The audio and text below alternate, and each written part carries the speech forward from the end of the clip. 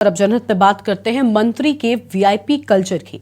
योगी सरकार में कैबिनेट मंत्री धर्मपाल सिंह एक बार फिर से सुर्खियों में छा गए हैं और इस दफा पशुधन मंत्री बयान की वजह से नहीं बल्कि अपनी कार को सीधे रेलवे स्टेशन में घुसाने की वजह से विवादों में आ गए हैं। बुधवार को पशुधन मंत्री ट्रेन पकड़ने के लिए लेट हो गए थे और लखनऊ के चारबाग रेलवे स्टेशन के प्लेटफॉर्म नंबर 4 पर हावड़ा अमृतसर पंजाब मेल आ चुकी थी। एंड वक्त पर स्टेशन पहुंचे मंत्री जी को ट्रेन छूटने का डर था और ट्रेन छूटने के डर से उन्होंने अपनी कार सीधे प्लेटफॉर्म के अंदर घुसा दी है।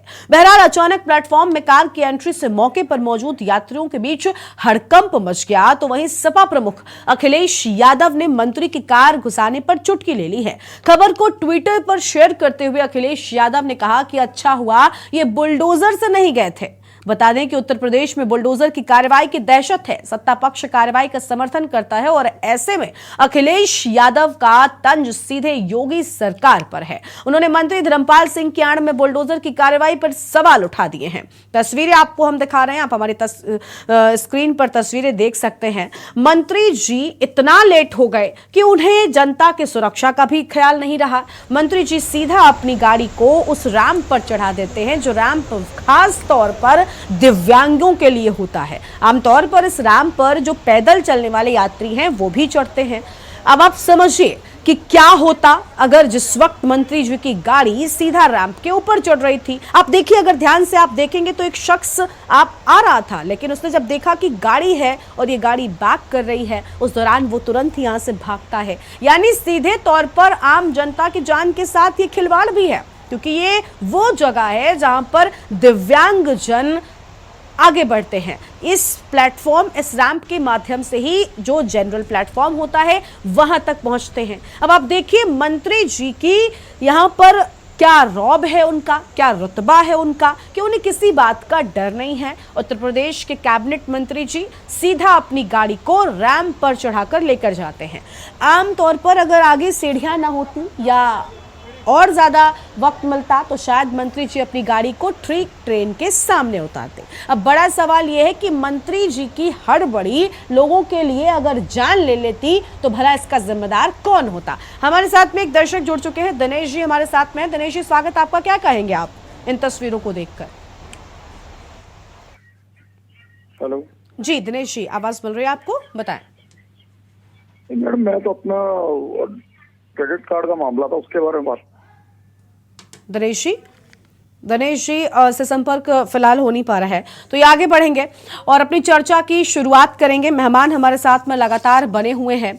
अब बात करते हैं राजेश जी से ही शुरू कर लेते हैं। राजेश जी भाजपा नेता हैं। राजेश जी, अभी जनहित में हम महिला सुरक्षा को लेकर बात कर रहे थे ब्रेक से पहले, लेकिन अब हम एक और तस्वीर दिखा रहे हैं। यह भी जनहित का एक बड़ा मुद्दा है, क्योंकि अगर जनता का इसमें हित ना होता तो हम बात ना करते। अब आप देखिए, जनता का सीधे तौर पर नुकसान है और जनता की जान के साथ खिलवाड़ भी है। ये तस्वीरें उत्तर प्रदेश के कैबिनेट मंत्री जी हैं धर्मपाल सिंह जी, और इनको इतनी जल्दबाजी थी कि ये उस रैंप पर अपनी गाड़ी चढ़ा देते हैं जिस रैंप पर दिव्यांग जन आगे बढ़ते हैं, जिस रैंप पर पैदल यात्री जो होते हैं वो प्लेटफॉर्म तक जाते हैं। अब आप बताइए क्या कहेंगे अपने मंत्री जी के इस रौब पर? देखिए मैडम, मैं कहना चाहता हूं कि माननीय अखिलेश यादव जब मंत्री थे तो उस शासन काल में एक हॉस्पिटल में घुस करके जिस प्रकार। राजेश जी, मैं माफी चाहती हूँ कि मुझे आपको यहाँ पर रोकना पड़ रहा है, लेकिन इसके पहले भी हम जनहित के जिस मुद्दे पर बात कर रहे थे, आपने अखिलेश यादव जी की सरकार की कमियों को गिनाया।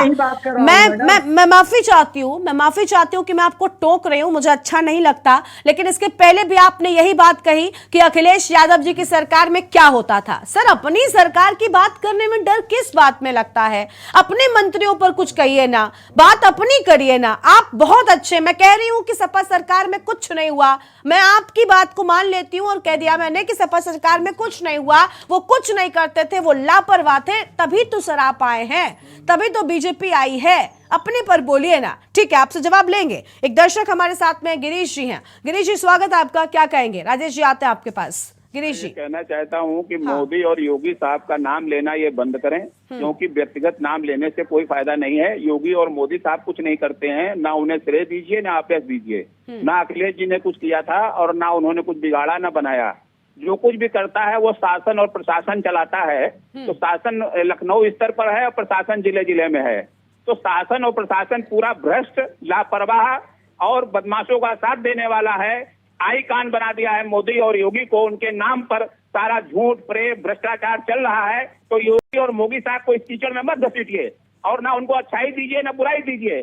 तो जो आपका प्रशासन फेल हो रहा है उसमें सरकार की व्यवस्था नहीं फेल हो रही है, शासन और प्रशासन पूरी तरह फेल हो रहा है। इसको कैसे चुस्त और दुरुस्त किया जाएगा, ये सरकार का काम है। तो सरकार एक सामूहिक जिम्मेदारी है, ना मोदी साहब की जिम्मेदारी है ना योगी साहब की। और ना योगी साहब ने कुछ यहाँ कर दिया है ना मोदी साहब ने कुछ कर दिया है। जो कुछ किया उत्तर प्रदेश शासन और केंद्रीय सरकार ने किया है।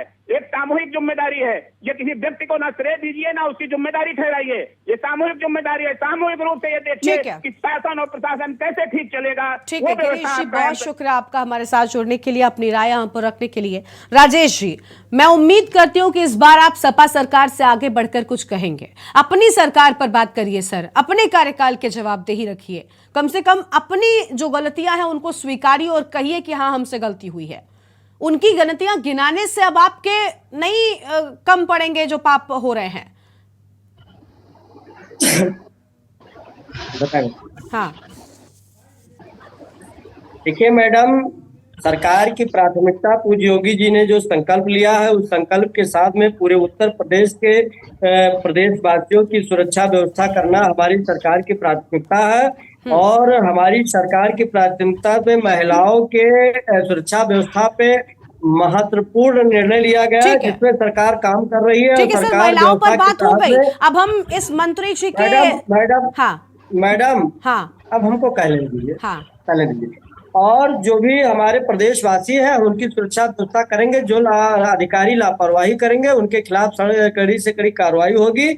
लेकिन मैं कहना चाहता था कि जिस प्रकार से अभी तो आपने कहा कि समाजवादी पार्टी का नाम न लीजिएगा, लेकिन बिना लिए जो है चला नहीं जाता है। जिस प्रकार इनके शासनकाल में जितने जहां पर ये जिम्मेदार है, जहां पर लेना है लीजिए। लेकिन अगर आप सिर्फ ये कहते रह जाएंगे कि इनके समय पर ऐसा होता रहा है, तो आप क्या चाहते हैं? क्या आप भी अपने कार्यकाल में क्या आप वही गलतियां करना चाहते हैं? पूरे उत्तर प्रदेश के प्रदेशवासियों की सुरक्षा व्यवस्था करना हमारा दायित्व है और हम करते भी हैं और सही ढंग से हो रहा। कानून राजेश जी, हमारे सरकार में दुरुस्त है। मैं उत्तर प्रदेश सर अगर दुरुस्त होता तो ये तस्वीरें नहीं आती ना।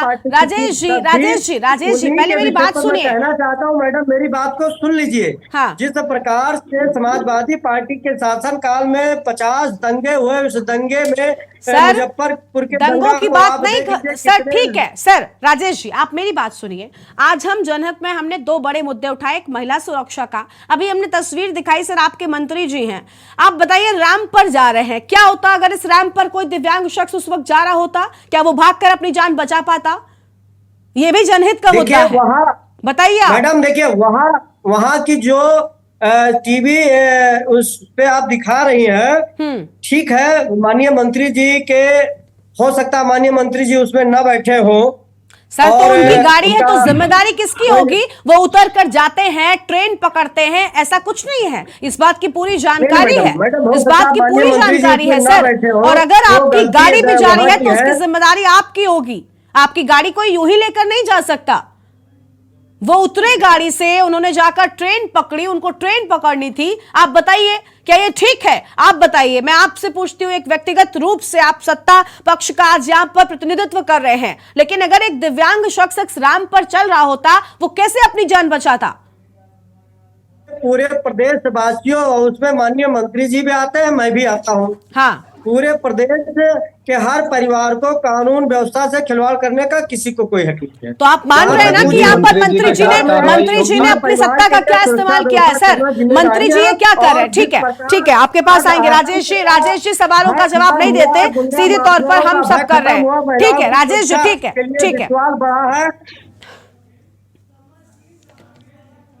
ठीक है। एक दर्शक हमारे साथ में है, सबसे पहले उनको जोड़ते हैं, उसके बाद शुरुआत करेंगे। समरजीत जी हमारे साथ में है, नाला सोपारा से है, मुंबई से। समरजीत जी बहुत स्वागत आपका, क्या कहेंगे आप इन तस्वीरों को देखकर? समरजीत जी, आपको आवाज मिल रही है हमारी? तो समरजीत जी तक आवाज नहीं पहुंच पा रही है हमारी। अपनी चर्चा की शुरुआत करते हैं। और राजेश जी ने जो कहा, राजेश जी देखिए, मुझे लगता है कि इतना कह देने भर से जिम्मेदारी खत्म नहीं होती है। ये सुनिश्चित किया जाना चाहिए कि मंत्री जी का जो रौब है वो जनता को भारी ना पड़े, कम से कम जनता की जान के साथ मंत्री जी खिलवाड़ ना करे, इस बात को देखा जाना चाहिए। कृष्ण कुमार जी हैं, सामाजिक कार्यकर्ता हैं, कानपुर से जुड़े हुए हैं। कृष्ण कुमार जी, बहुत स्वागत आपका। एक बार फिर से हम अपनी चर्चा यहीं पर लेकर आए कि देखिए, मंत्री जी का रौब इतना ज्यादा है कि वो अगर उन्हें वक्त मिलता या उनकी चलती तो वो ट्रेन के आगे ही अपनी कार खड़ी करते और सीधा उतरते और ट्रेन के भीतर चले जाते, चाहे उसमें आम जनता को जो भी भुगतना पड़ता। ये तस्वीरें सब कुछ बयान कर रही हैं सर, इनमें कुछ कहने सुनने की जरूरत नहीं बची है। आप बताइए, ये दिव्यांग जनों के लिए रैंप होता है, विशेष तौर पर इसमें दिव्यांग जन जाते हैं। क्या होता अगर कोई दिव्यांग इस दौरान यहाँ पर आ रहा होता? मैम, ये सत्ता की हनक है। वो अपनी सत्ता की हनक दिखा रहे कि मैं कहीं पर भी कुछ भी कर सकता हूँ। वहां दिव्यांग भी चल सकते, कोई घटना हो सकती थी उनके साथ, अप्रिय घटना हो सकती थी, लेकिन मंत्री जी को इसकी फिक्र नहीं है, क्योंकि उनको पता कि मैं सत्ता में हूँ। सत्ता का अहंकार बोल रहा है उनका। और वहां पर कोई आम व्यक्ति एक बाइक लेके भी चला जाता तो प्रशासन उस पर कार्रवाई कर देती, चाहे वो आरपीएफ होती हुआ जीआरपीएफ होती। जीआरपी तो वैसे भी उत्तर प्रदेश द्वारा ही वहां नियुक्त करी जाती है, लेकिन क्या मंत्री जी की गाड़ी पे कोई कार्रवाई हुई? अगर लॉ एंड ऑर्डर पे भी यहाँ पर देखेंगे ना तो प्रश्न चिन्ह है कि क्या मंत्री जी की गाड़ी को अलाउ है प्लेटफॉर्म तक पहुंचने का या अंदर तक जाने का? उस पर कार्रवाई होनी चाहिए। अगर मंत्री जी नहीं भी बैठे थे तो उसमें जो चला रहा व्यक्ति है उस पर कार्रवाई होनी चाहिए थी। और महिला सशक्तिकरण की बात करने वाली बीजेपी और राजेश जी जो कह रहे हैं कि महिलाएं सुरक्षित होती तो इतनी घटनाएं होती ही नहीं। और हर राज्य में महिलाओं के प्रति घटनाएं बढ़ती जा रही है उत्तर प्रदेश में। ठीक है, आपके पास आते हैं कृष्ण जी, वापस लौटेंगे। ठीक है, यानी आपको भी लगता है कि सत्ता की हनक में मंत्री जी इतना चूर हो गए कि उन्हें अपना रौब दिखाने से नहीं चूके और वो सीधा कार लेकर प्लेटफॉर्म तक पहुंच गए हैं। एक दर्शक है समरजीत जी हमारे साथ में जुड़े हुए। समरजीत जी, स्वागत आपका, क्या कहना चाहेंगे आप? सबसे पहले तो मैं मंत्री जी पर कहना चाह रहा हूँ, ऐसे छोटे भाइयों का अगर मंत्री बनाया जाएगा तो इनका यही हाल होगा। इनको मंत्री पद का बहुत गौरव होता है, इनके पर कार्रवाई होनी चाहिए। दूसरी, ये जो लड़कियों का बलात्कार हो रहा है, छेड़छाड़ हो रहा है, इस पर ये जो नेता बैठे हैं आपके पैनल पे, इनके बहन बेटियों का अगर बलात्कार होता ना तब इनको डर महसूस होता। इनके बहन बेटियों का तो होता नहीं है, होता हम जैसे गरीबों की बहन बेटियों का, जिससे मजाक उड़ाते हैं, यहाँ बैठ के भाषण देते हैं। ठीक है सर, बहुत शुक्रिया आपका अपनी राय रखने के लिए। ठीक है, बहुत शुक्रिया समरजीत जी। एक और दर्शक हैं प्रेम जी, हमारे साथ में चेन्नई से जुड़ चुके हैं। प्रेम जी, बहुत स्वागत आपका, बताएं। प्रेम जी, आवाज मिल रही है आपको? हेलो, हाँ जी बताएं। हेलो, हाँ मैम, मैं कह रहा हूँ कि आप अगर इस बात को ले कि हमारे ये मंत्री साहब कितने सोचने वाले आदमी है, नहीं तो ये अपनी ताकत से ट्रेन को भी डिले करवा सकते थे, लेकिन इनका उस समय आप माइंड ऑफ कॉन्शस देखिए, ये गाड़ी को अपने वहां लेके चले गए। सोचने की चीज है, आज हमारे कितने अच्छे अच्छे मंत्री हैं जिन्होंने सोचा कि गाड़ी को लेट नहीं करवा के मैं गाड़ी अपनी ही लेके चला जाऊं। सोचिए मैम, हमारे पीएम साहब कहाँ से हमको चंद्र पर पहुंचा दिए।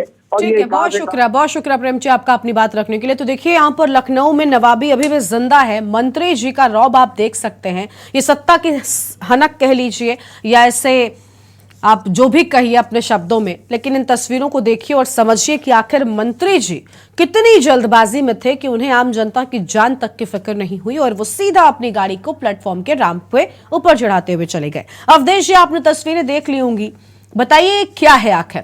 मंत्री जी को इतनी जल्दी थी कि लोगों की जान के बारे में तक विचार नहीं आया उनके मन में, वो रैंप पर गाड़ी चढ़ाते हुए चले जाते हैं। मंत्री जी का रौब इतना ज्यादा हो गया कि उन्होंने पैदल चलना उन्हें नागवार गुजरने लगा।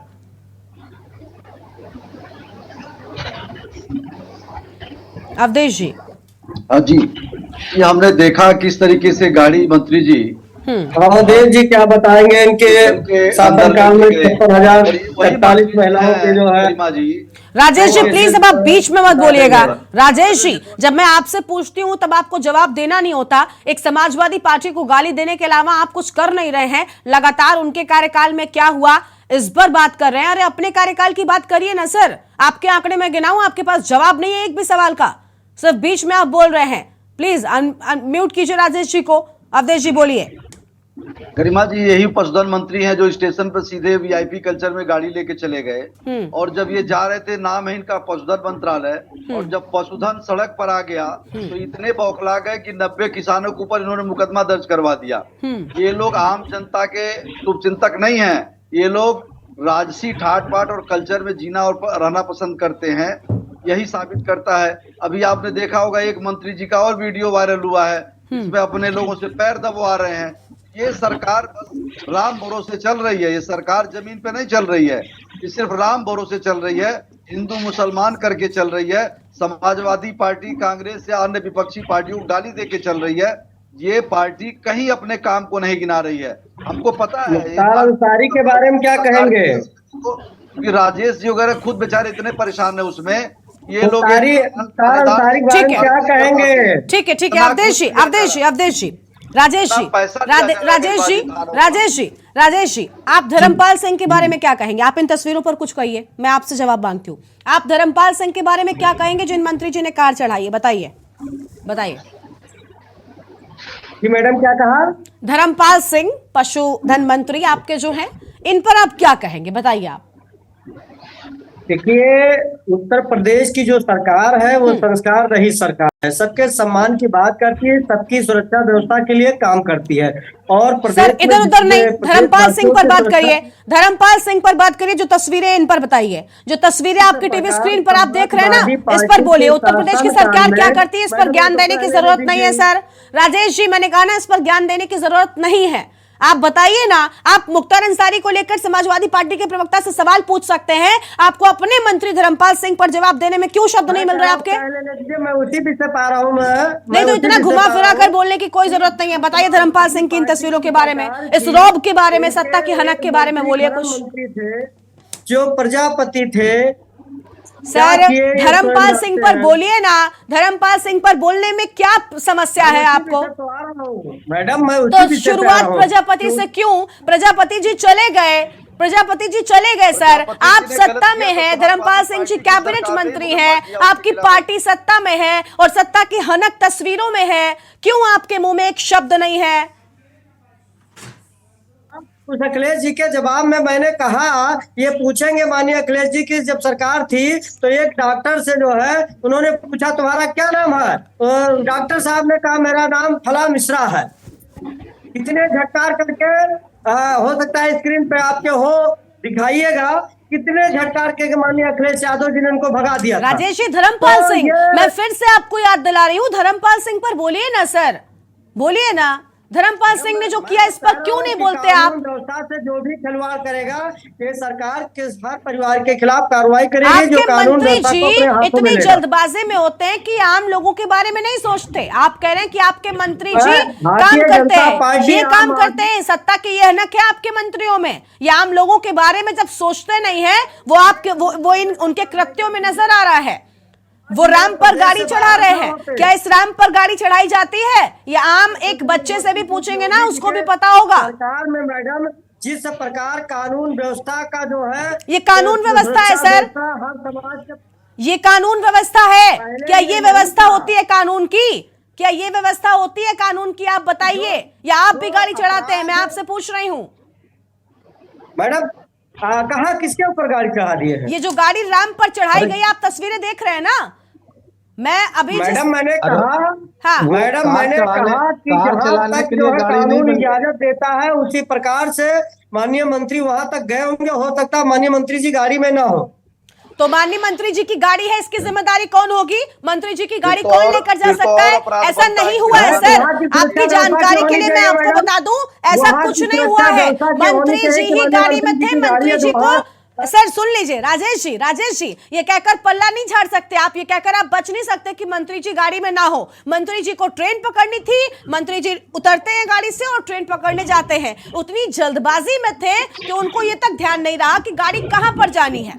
और अगर आप जो कह रहे हैं मंत्री जी गाड़ी में नहीं भी हो, तो मंत्री जी की गाड़ी है तो जिम्मेदारी किसकी होगी सर? आपकी गाड़ी कौन लेकर जाएगा? हमने कहा वहां से सुरक्षा व्यवस्था में जो अच्छा कर्मी है उनको गाड़ी वहां नहीं जाने देनी चाहिए, निश्चित है।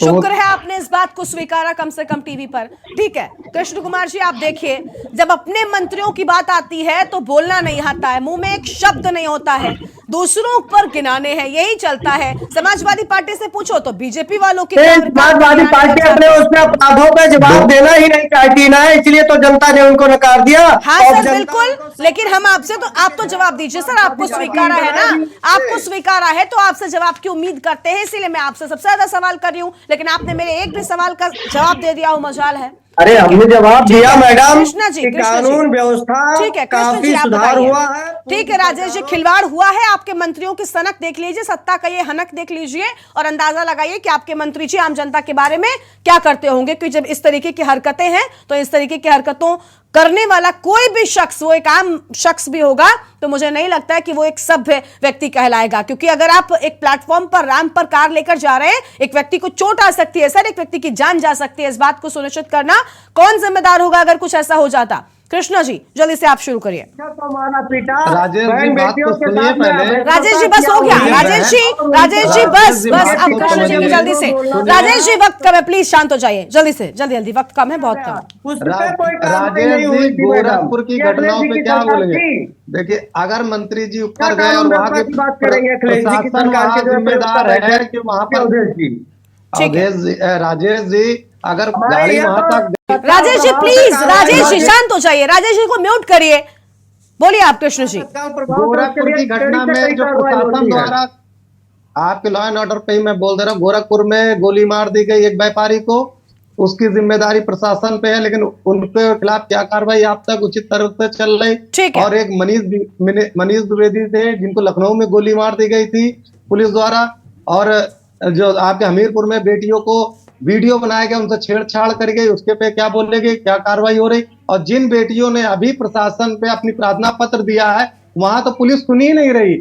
जब पुलिस सुन नहीं रही तो वो बेटी किसके दरबार में जाए? सरकार आपकी जवाबदेही, आपको जवाब देना पड़ेगा, और आप इधर उधर की सरकारों पे आरोप नहीं लगा सकते। 6 साल से बैठे हुए हैं सरकार में, और केंद्र में भी आपकी सरकार है, डबल इंजन की सरकार है, तो क्यों नहीं यहाँ महिलाओं को सुरक्षा मिल रही है? ये जिम्मेदारी सरकार की होगी। बिल्कुल सरकार की जिम्मेदारी होनी चाहिए, और सरकार को ये सुनिश्चित करना चाहिए कि एक तरफ महिलाओं को सुरक्षा मिले, लेकिन दूसरी ओर जनहित का जो दूसरा मुद्दा हमने उठाया, जिसमें हमने बात की कि किस तरीके से मंत्री जी की सत्ता की हनक आप देख सकते हैं। खैर, आप सभी मेहमानों का बहुत बहुत शुक्रिया हमारे साथ चर्चा में आने के लिए, अपनी बात रखने के लिए। तो यूपी की ये तस्वीर है जहां यूपी के मंत्री जी को आपने देखा कि किस तरीके से मंत्री जी ट्रेन छूटने की हड़बड़ी में अपनी गाड़ी को प्लेटफॉर्म के रैंप तक चढ़ा देते हैं। उन्हें इस बात का जरा भी ख्याल नहीं आता कि आम जनता के लिए रैंप बनाया गया है, इस रैंप पर दिव्यांग जन जो हैं वो आगे बढ़ते हैं, चलते हैं, पैदल यात्री चलते हैं। क्या होता अगर इस गाड़ी के आगे या पीछे कोई ऐसा शख्स आता था जो भागकर अपनी जान नहीं बचा पाता? जो तस्वीरें हमने आपको दिखाई, इसमें आप देखिए, ये गाड़ी जब बैक हो रही होती है उस दौरान एक शख्स इस रैंप पर चल रहा होता है, वो भागता है, वो पीछे जाता है, क्योंकि रैंप की चौड़ाई इतनी ज्यादा नहीं थी। लेकिन सबसे बड़ी बात यह है कि आखिर रैंप पर गाड़ी चढ़ाने की जरूरत क्या थी? ये जनहित का मुद्दा है, और इसी मुद्दे पर आज हमने विस्तार से बातचीत की है। फिलहाल हमारे इस खास कार्यक्रम में इतना ही। आप देखते रहिए के न्यूज़ इंडिया।